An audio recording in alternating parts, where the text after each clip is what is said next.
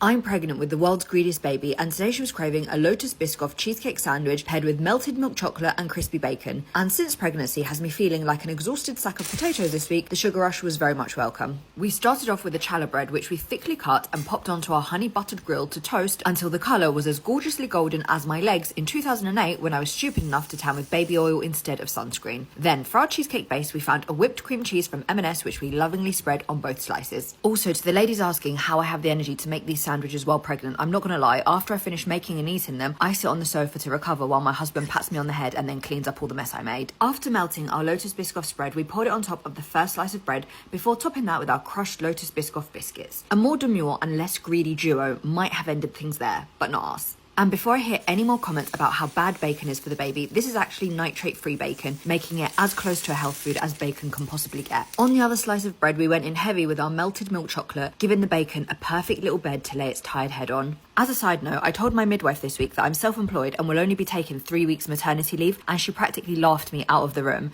So a serious question for all the self-employed ladies who don't have the luxury of taking 6+ months off. How the hell did you do it? And as for the sandwich, this was some of the baby's best work yet.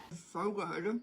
The bacon was definitely needed. Someone else needs to make this and tell me if it's as good as I think it is. And if you've made it to the end of this video, please give us a follow to see what the baby's craving next. I'm pregnant with the world's greediest baby, and today she was craving something so sinful that even I think the baby might have gone too far with this one. She wanted a tiramisu French toast sandwich with a biscuit crumb and a melted chocolate centre. I've actually given up coffee in pregnancy, but because I couldn't bring myself to make a decaf tiramisu, the baby and I will be on a caffeine cloud for the rest of the day. So we added a cheeky shot of coffee to our French toast batter before whisking it up and giving our bread a little dunk in it. This recipe actually came to us at 3 a.m. one night while I was lying awake because the baby had the hiccups, and I can confirm that someone hiccuping inside you is the most bizarre thing. Because what do you mean there's actually a little human in there eating her little placenta meals so fast that she gave herself the hiccups? How bizarre. Back to the sandwich. After frying our coffee French toast in a very modest amount of butter, we whipped up our tiramisu cream combining double cream, mascarpone and icing sugar. We then layered that onto both slices of French toast as our tiramisu base. Then, instead of ladyfingers, the baby and I opted for a slightly less traditional approach. We soaked our biscuits in more coffee and then layered them onto our tiramisu cream to create a little stage for the melted chocolate. Now, this might not be a health food, but it's definitely a happiness food, and that counts for something too. We then added more crushed morning coffee biscuits before letting both worlds collide. Now, I'll be honest, this sandwich might be McDreamier than Derek Shepherd himself, but it was not structurally sound. So the baby and I decided to attack it with a spoon, and luckily what it lacks in structural integrity, it makes up for in flavour. Genuinely, cannot pick it up, but tastes fucking sensational. I'm pregnant with the world's greediest baby, and today she was craving a garlic bread steak sandwich with the cheese sauce centre topped with crispy onions and skinny fries. And because we have zero self-control, a beef dripping sauce for dipping. And if a sandwich this big is wrong, I simply don't want to be right. We started off by making our own homemade garlic bread because the baby and I are health queens after all. We combined butter, flaky sea salt, chopped parsley and roasted garlic before spreading that on our bread. Also, I got a DM from a lady on social media this week saying, "You're cute, but getting fat while pregnant will make you regret it later. Think twice, plus stretch marks are real." Which I found hilarious because pregnancy cravings don't go to the stomach, they actually go to the soul, so I just wanted to set the record straight on that one. We then butter fried our steak until it looked good enough to feature on the cover of Playboy magazine and laid it to rest on our garlic bread base. We could have left things there, but the baby demanded we top that with a 3 cheese sauce, which we made using mature cheddar, Gouda and grated mozzarella. I could literally have eaten this with a spoon, but I didn't because the baby and I do have to draw the line somewhere. We then put a very demure little drizzle of the cheese sauce over the steak before coating the entire thing with crispy onions and homemade skinny fries. Now, I don't know why, but this week the baby and I couldn't stop thinking about beef dripping sauce, and because once I get an idea in my head I can't let it go, I actually did a 40-minute round journey to my nearest Miller and Carter to pick some up. I literally just asked them if they would give me a bowl full of sauce, and if they thought my request was weird, they very kindly didn't show it. So I guess it's true that not all heroes wear capes. And as for the sandwich, it was the messiest and most beautiful thing I've eaten all week. We're rating this one a 27 out of 10. I'm pregnant with the world's greediest baby, and today she was craving a strawberry and truffle burrata sandwich topped with honey, crushed pistachios and grated chocolate. And I don't mean to be dramatic, but my soul briefly left my body when I took the first bite. The clouds quite literally parted and Tina Turner descended from the skies to sing Simply the Best as I devoured it. We started off with our challah bread, which hopefully I pronounced correctly this time, and cut it into little clouds which we then bathed in a pool of molten butter. Once that looked good enough to feature in my wildest dreams, because I don't dream about men, I dream about food, we then topped it off with an entire burrata. Someone commented on a past video that we need to salt our burrata burrata in order to bring out the flavour, but because the baby and I like to be extra, we first added a drizzle of olive oil and then topped that with plenty of truffle salt. We then piled on our sliced strawberries and fresh mint before topping it with a small river of honey. Finally, we added our crushed pistachios before making it rain chocolate shavings. Also, I thought it was an old wives' tale that babies literally steal the calcium from your bones in pregnancy, but public service announcement, it's true. This week, I chipped a tooth on the world's softest steak. I took a bite and heard a crunch, and it was indeed a little bit of my tooth chipping off, and no one warns you that this can happen. So if you're in two minds about having a baby, definitely put that in your cons column. As for the baby's creation, if someone asked me what we would call this one, it would be summer in a sandwich. It was so delicious, a tear literally escaped my eye the moment I took the first bite. Incredible.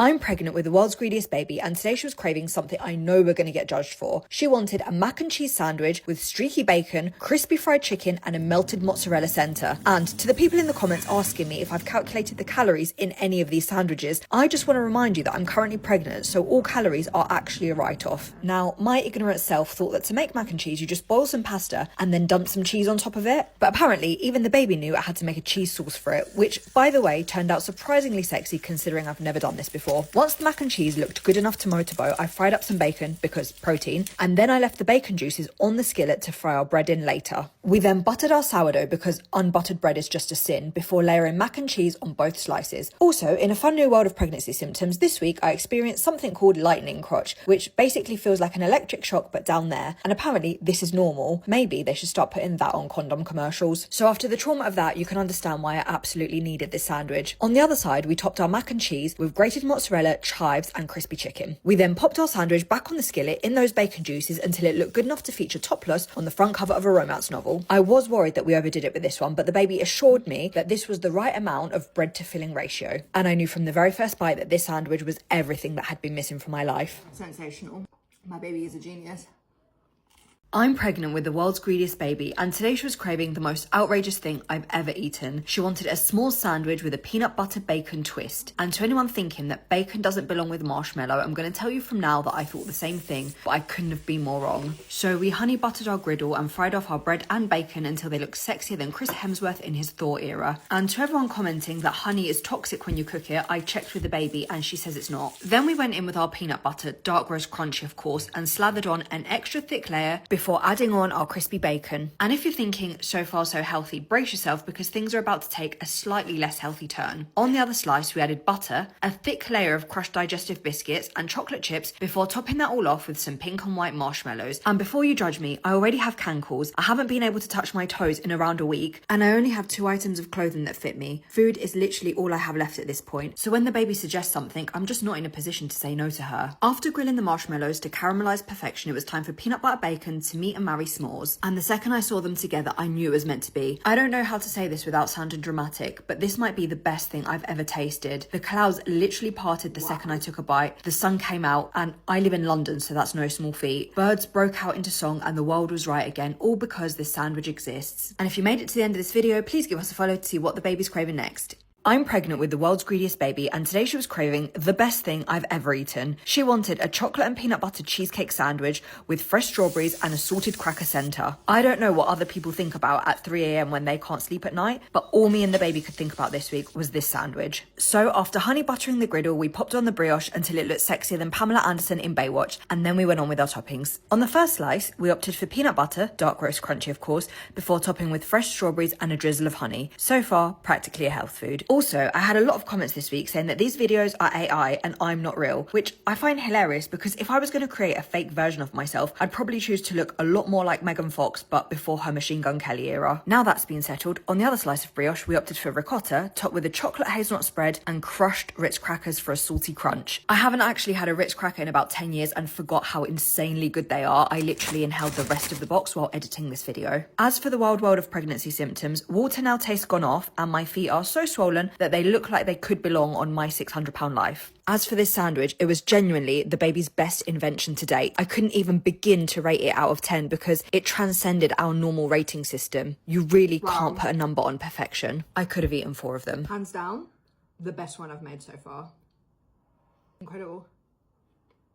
I'm pregnant with the world's greediest baby, and today she was craving something so unhinged that I literally had to write an apology letter to my former waistline after eating it. She wanted a baklava ice cream sandwich with a melted chocolate centre. And if you're thinking that chocolate doesn't belong with baklava, hold on to your hamsters while we prove you wrong. We started off by honey buttering our griddle and toasting our cloud bread until it looked like it had spent a week sunning itself in Mykonos. Then, on the first slice, we lathered on our pistachio cream, and full disclosure, I think me and the baby are the only two people left on planet Earth who have never tried Dubai chocolate or eaten pistachio spread. We then poured a tiny bit of melted butter over our Fido pastry and baked it in the oven to crispy perfection. Also, you guys have been telling me about a girl on TikTok with a list of reasons why not to get pregnant, and I have one more reason for her list. During the last trimester, you no longer need to set a morning alarm. Instead, me and my husband wake up to the sound of my screams because apparently the world's most painful leg cramps are also a pregnancy symptom that no one bothered to warn me about. On the other slice of cloud toast, we added 3 scoops of vanilla ice cream and pressed it down to create a little bed for our crushed pistachios. Since ice cream has a tendency to melt, you've got to eat this one fairly quickly, but I'm actually Cypriot and we've been known to inhale our food, so that wasn't an issue for me. And as for the sandwich, if you're wondering how it tasted, Really bloody good.